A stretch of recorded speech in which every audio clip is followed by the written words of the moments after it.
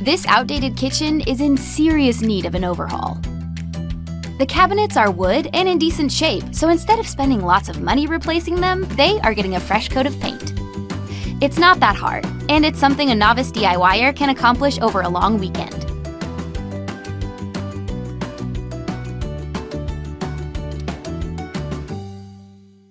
Here's the worst part of the whole process: cleaning off all the grime and gook that's built up over the years. This kitchen was built in the 50s, so that's a lot of years of ickiness. Hit it with the degreaser first and scrub like never before. Proper prep is really important. No, it's not glamorous, and it's kind of a pain, but skipping this step will cause major fails for this project. Keep scrubbing. You'd expect those cabinets to sparkle after all that cleaning, but they still look blah. Not for long. First, label each door and drawer with a number so it's easy to know where they go back. Then, remove them all. This will allow you to paint them on a flat surface, which is much, much easier. All of the old hardware is going bye-bye. The new hardware will be way more modern, so all of these holes have to be spackled and filled. Time to bring out the big guns. An orbital sander makes quick work of sanding down all of the oldness. No need to get down to the bare wood here, just sand enough to take the gloss off of the surface. Use a sanding block to get into any tight spots. All this sanding leaves a tactile surface which makes the paint grip even better. Wipe the dust off with a microfiber towel, then vacuum everything. Any dust left on the door will go into the paint and look terrible. Use a tack cloth to wipe it all down one last time. This cloth is super sticky to the touch and will pick up any last little dust bunnies.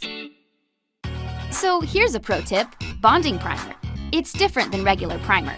It literally bonds to any surface and creates a super hard work surface. Use a velour roller to apply a very thin coat to the doors and cabinet faces. This type of roller won't leave any bubbles on the surface. Work in small sections. This primer dries very fast, so only pour out small amounts from the gallon and apply it quickly. After the first coat has dried completely, apply a second thin coat. Give it 24 hours to dry and then come in with a high-quality cabinet paint. This type of paint always dries harder and lasts longer than regular wall paint ever would on high-traffic cabinets.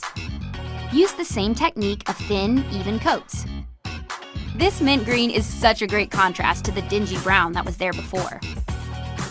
It's good to practice on the back of the doors and paint those first prior to flipping and painting the front. This helps work out the kinks with the painting technique, so the front of the cabinets will be perfect.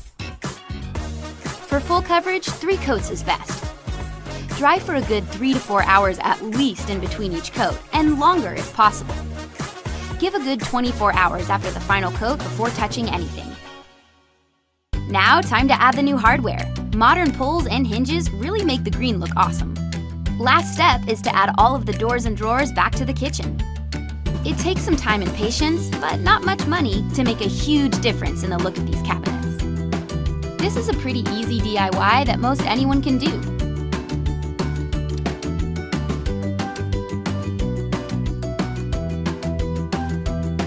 This kitchen looks so much better now. We couldn't just stop at the cabinets. What a transformation! If you want to see how the other projects were completed, go to DIYnetwork.com.